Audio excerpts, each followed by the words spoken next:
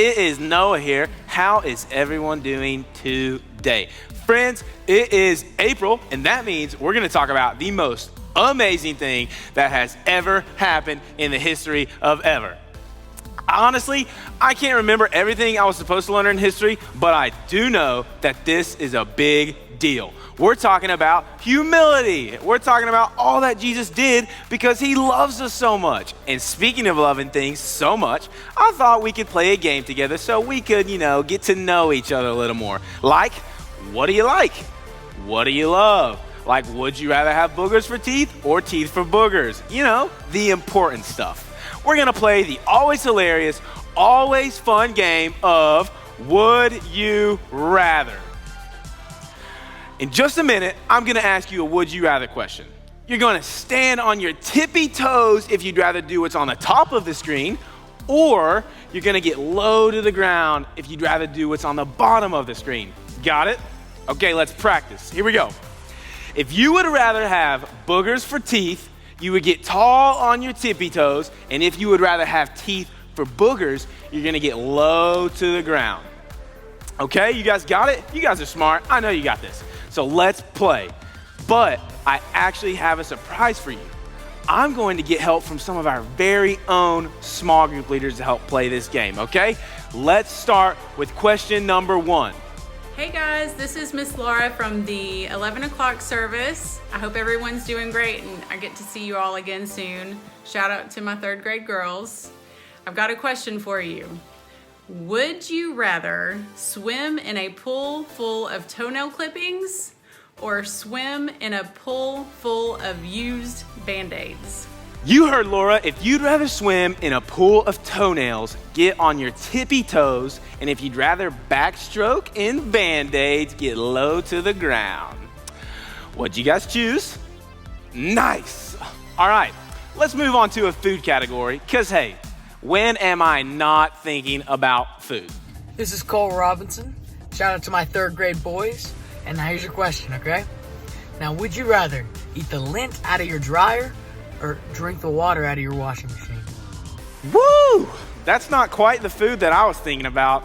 All right, here we go. Stand on your tippy toes if you think you'd be a lint lover, or get down to the ground if you'd be a washer water drinker. Whew.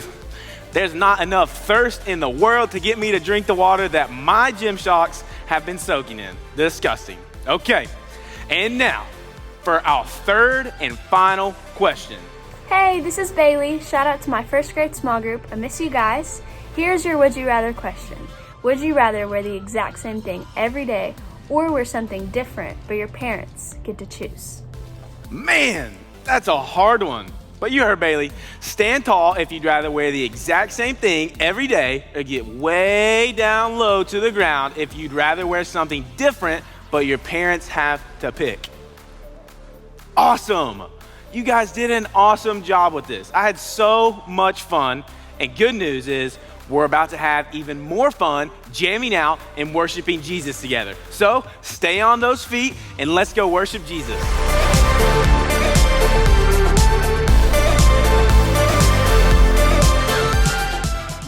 So thankful for the freedom that we have in Christ today. Let's stand up and let's worship together.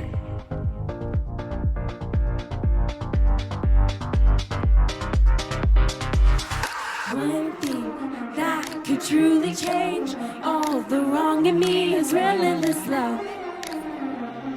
Jesus lifting every shame from an empty grave where death was undone.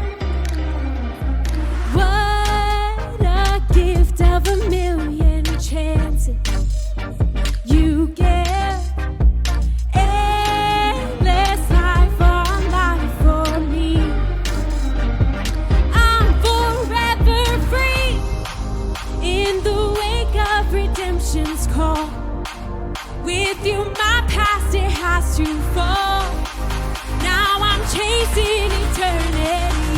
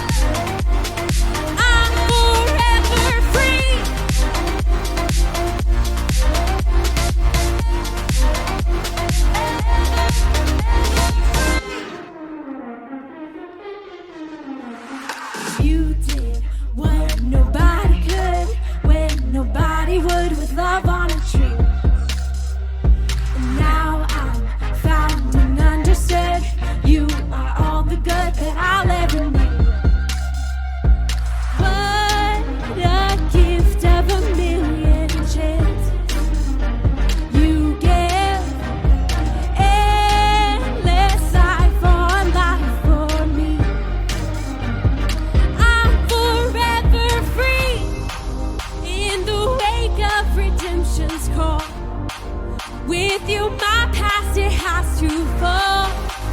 Now I'm chasing eternity. I'm forever free. Here we go. I'm forever free.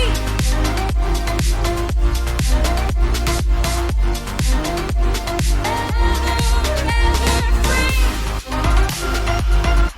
Right dance.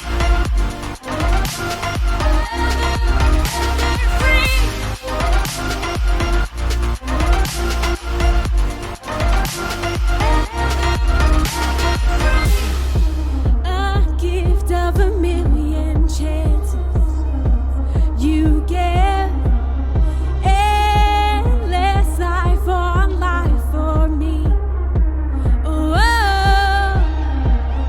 what a gift of a million chances you give, endless life on life for me. I'm forever free in the wake of redemption's call. With you, my past, it has to fall. Now I'm chasing eternity. Yeah, I'm forever free.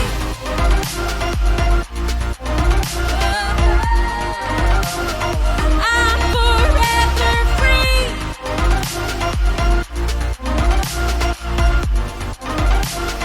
I'm forever free.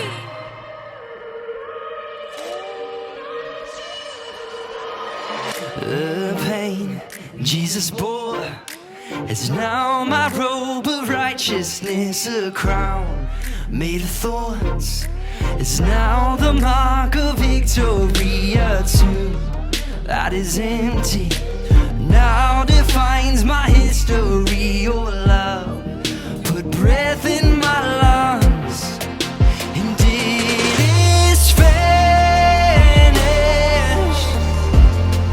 The death of the Lamb gave life to the Lion that roars in me. He is risen. The Spirit of God that conquered the grave has awakened me.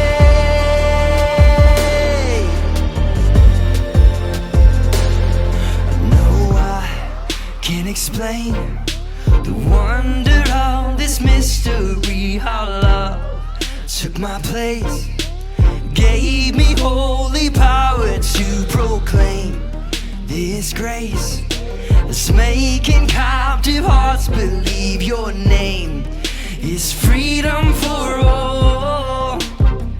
Yes, your name is freedom for all. We sing. It is finished.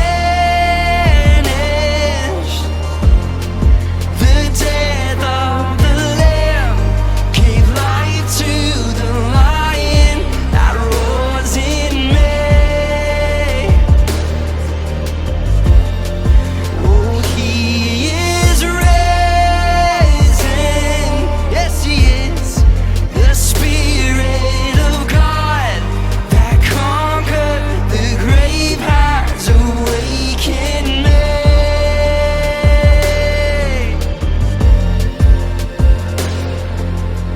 But no, I'm not looking back. I set my sights on you. My past is in the past. My future lives with you. There is no other name that has the power to save us. Jesus, Jesus. Oh, I'm not looking back. I set my sights on you. My past is in the past. My future lives with you. There is no other name that has the power to save us. Jesus. Oh,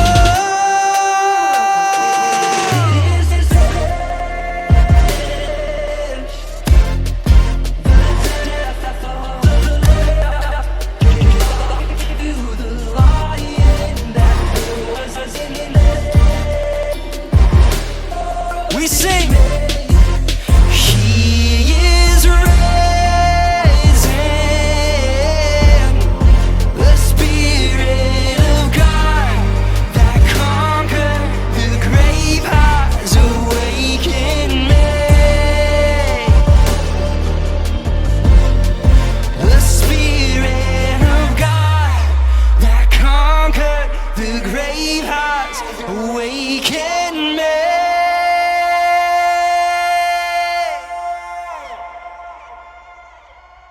Man, that was awesome. I hope you guys had so much fun. I know I did. And there are so many reasons to worship Jesus, like for real. So stinking many. One of the many reasons we praise Jesus is because of his humility. And we've been learning about humility all month long. Humility is putting others first by giving up what you think you deserve. That's like when you're at the grocery store with mom or dad and they ask you and your sister what ice cream you want. And you want Moose Tracks, which is a personal favorite of mine, but your sister only likes plain vanilla. In that moment, you've got a choice to make. You could put up a big fuss and say, she always gets to pick, it is not fair. Or you could just say, sure, let's get vanilla, Mom. You could show some humility. You know, humility isn't always easy, but with God's help, you can do it. So let's learn about ways we can show humility in today's lesson.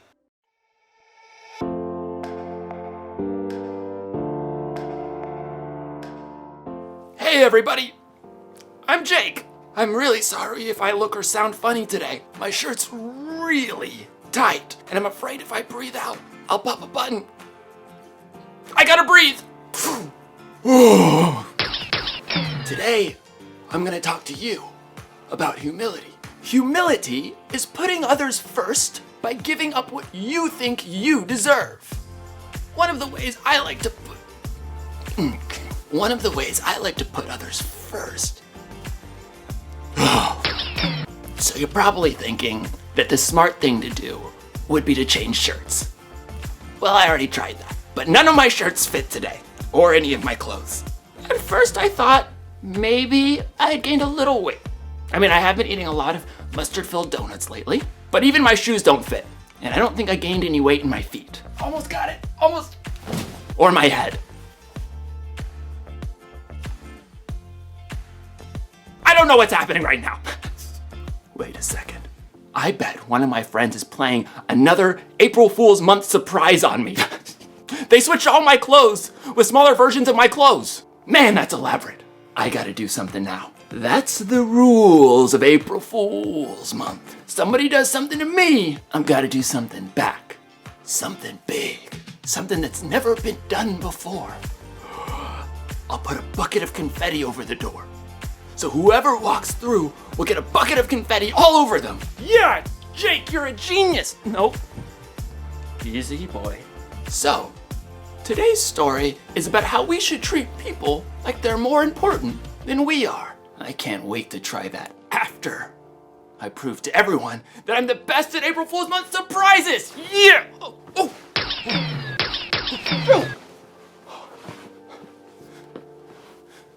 How many buttons does this thing have? The Bible. It's 66 books of history, stories, letters, and poetry that fit together to form God's one big story.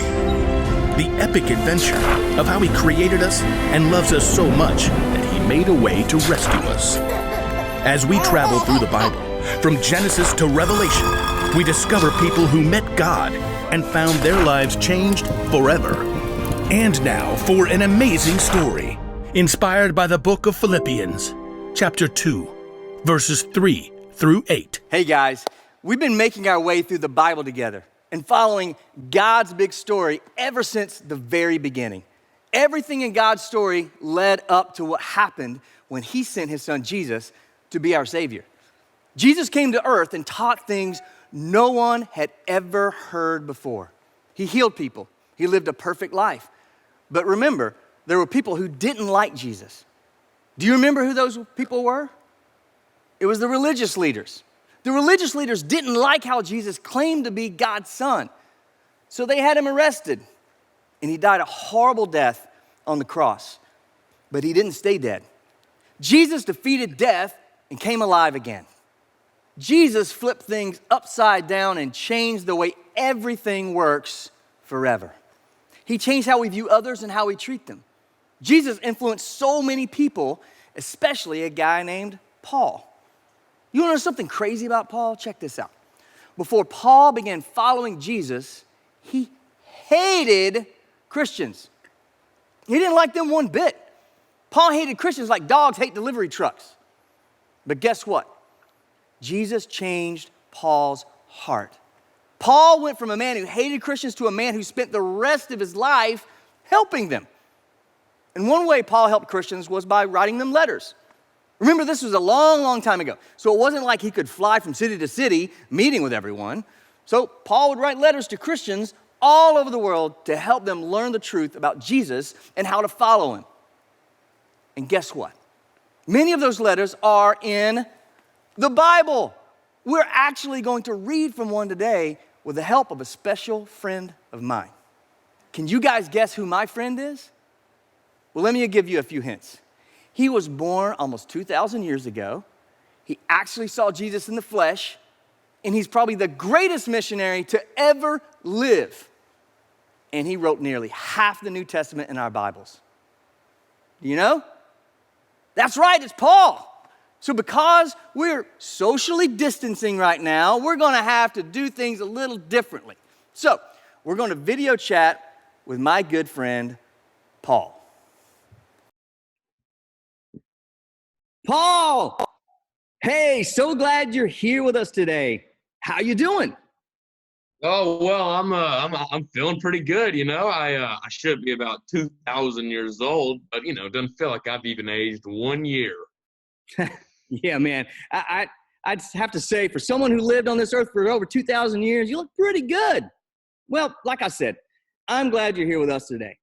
The whole reason I called you was because I needed a little bit of help from you teaching today's lesson. I was just telling everyone how you wrote so many amazing letters to followers of Jesus all over the world. And today, we're going to be talking about a letter you wrote to the followers of Jesus in a city called Philippi. Yeah, I do. I remember writing that letter. In fact, Jesus was the greatest man that I ever knew. And the day I began following Jesus, right, it was the greatest day of my life. And I dedicated my entire life to telling other people about Jesus and his good work. That's right. And that's what I need your help with today. I want you to read a few key verses about what it means to follow Jesus. Would you mind doing that for me today? Oh, no, I would love to. I'd love to. So here's some of the key verses that I wrote in my letter to Philippines. I said in Philippians 2, don't do anything only to get ahead. Don't do it because you are proud. Instead, be humble. Value others more than yourself. And as you deal with one another, you should think and act as Jesus did. In his very nature, he was God. Jesus was equal with God. But Jesus didn't take advantage of that fact. Instead, he made himself nothing. He did this by taking the nature of a servant. He was made just like human beings. He appeared as a man. He was humble and he obeyed God completely. He did this even though it led to his death. Even worse, he died on a cross. Wow, that is an incredible couple of verses about what it means to follow Jesus and live with humility. Paul, thank you so much for being here with us today. It's always a good day when you and I can reconnect for a minute. Well, Pastor Heath, I am so glad that I was here. But real unfortunately, like you said, I am about 2,000 years old. And, well, I don't look this good without my beauty sleep. So I'm going to have to go take a nap here shortly. Paul, I totally get it. Go get some rest, bro. Thanks for being with us, and we'll see you later. See ya. Back to the story. Did you guys catch what Paul said in those couple of verses? In one of the verses, Paul said that Jesus was equal with God. How incredible is that? He made his big, huge, mighty self small to be like us. Jesus didn't take advantage of the fact that he was God. I mean, Jesus was the king of the entire world, but he lived just like everyone else. Paul said he was made just like human beings. And the most amazing thing, he still chose to become a human even though he knew it would lead to his death because he wanted us to have a relationship with him. You see, Jesus did what was best for us. He was humble. He obeyed God completely, even though it cost him everything. He thought of our needs and our weaknesses. He put us first. So we know what Jesus did for us. Do you think that should change the way we should treat other people? Absolutely. We can follow the example Jesus gave us as we put others first too. Some of you may be thinking, it's way too hard to put others first. Or maybe you're thinking, I've tried putting others first, but I just can't. I know I've been there before. Practicing humility isn't always easy, and that's why we need God's help to do it. We can't do it on our own. We need the Lord to help us. All right, raise your hand if you know what it feels like when someone puts you first. Feels good, right? Well, you and I can do that for others. We can treat others the way that we want to be treated. Instead of saying, I'm number one, we're saying to someone else, hey, you're number one. If you were anything like me growing up, maybe you asked why we need to put others first. You may be wondering why it's important for us to put others first. Well, as followers of Jesus, we don't put others first to get ahead like Paul talked about in his letter to the Philippians. We don't put others first to get something from them. We actually should put others first to show the world what God is like. We should follow the example of Jesus and show people all over the world the loving and caring God that we follow. We shouldn't be thinking about ourselves and how we can get ahead. We should value others more than ourselves. Here's the thing, though. It's easy for us to say we want to put others first, but what does that really look like? Well, you might be surprised how many different situations come up every day that give us a chance to put others first. Let's say you and your older sister are packing your lunches for school. You've packed a sandwich and an apple and a water bottle, but you're looking for one more thing. Then, at that exact moment, you and your sister both spot the very last remaining chocolate chip cookie. You know you both want it, so what do?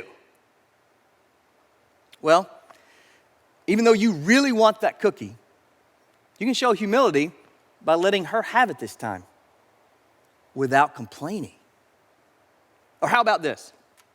It's Friday afternoon, and as you get off the school bus, one of your friends follows you home to play video games for a little while. But you get inside and you realize that there are two of you wanting to play, and there's only one game controller. You can take turns, but someone has to sit out first. What do? Well, even though you love playing this new game, you can choose to be humble by saying you'll sit out first. You can show your friend what humility looks like by putting them first. Okay, one more. You and your siblings are all working on homework. You come across a math problem you need a little bit of help with. So, at that exact moment, your little brother also needs your mom's help with the assignment. You don't know what to do. Everything in you wants to jump in front of him so you can get the help you need and then be done. So, what do? You can practice some patience and let your little brother go first. When you do that, you're showing humility. You're putting your little brother first. If we're not careful, we can find ourselves in those everyday situations and never really stop to think about others. I mean, if we're honest, we want to go first. We want to pick our favorite color. We want to have things go our way. But God's way means paying attention to the people around us, noticing what they need, and choosing to love them and put them first. After all, that's what Jesus did for us.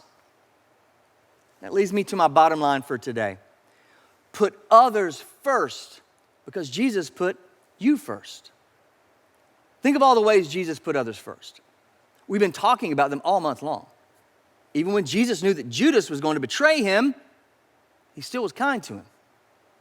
Even when Jesus knew that his friends were going to deny that they ever knew him, he still prayed with them and cared for them. Even when Jesus knew that God's plan for his life was going to be incredibly hard, he still followed God's plan. I mean, Jesus put others first his entire life.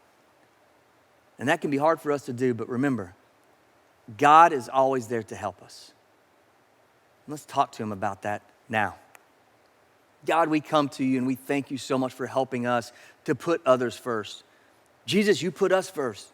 Jesus, your whole life was about putting other people first and to think about their needs before even your own. You knew that we were separated from God, and yet you gave your life even though you didn't have to, so that we could have life, and we're so, so thankful for that. So each and every day, help us to think about others' needs before our own.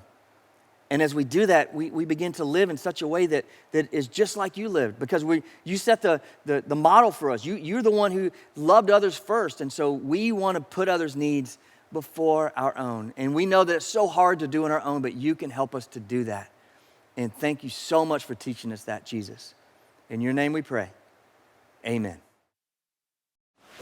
Okay, so the bucket of confetti is set.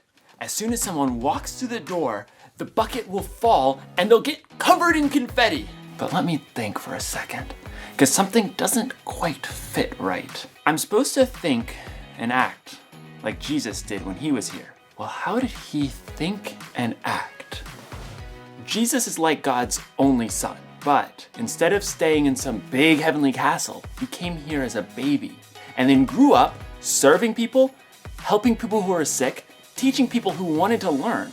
Then he died for us and came back to life. So, how did Jesus think? He thought that people mattered a whole lot. And how did he act? He loved and served and gave up everything for people. He gave up what he deserved for me. And you know the rules. Somebody does something for me, I've got to do something back. So I took the confetti myself, so no one else would have to. I mean, it's not even a big deal. I like confetti. And these aren't even my clothes. Ugh. Sometimes putting others first gets a little messy. But you know what? That's okay. You don't put others first because it's easy. You should put others first because that's what Jesus did for you. That's the one thing I learned today. Put others first because Jesus put you first. I'm gonna say that over and over again so I'll remember. Put others first because Jesus put you first. Put others first because Jesus put you first. Love others because Jesus loved others. Like your family, your friends, your brothers, your sisters, your mother, your gardener. Put others first because Jesus put you first. Man, I feel like brand new. It's like putting on a fresh pair of clothes, except clothes that actually fit. Ugh. I'm gonna need to change. I am getting confetti in my lungs.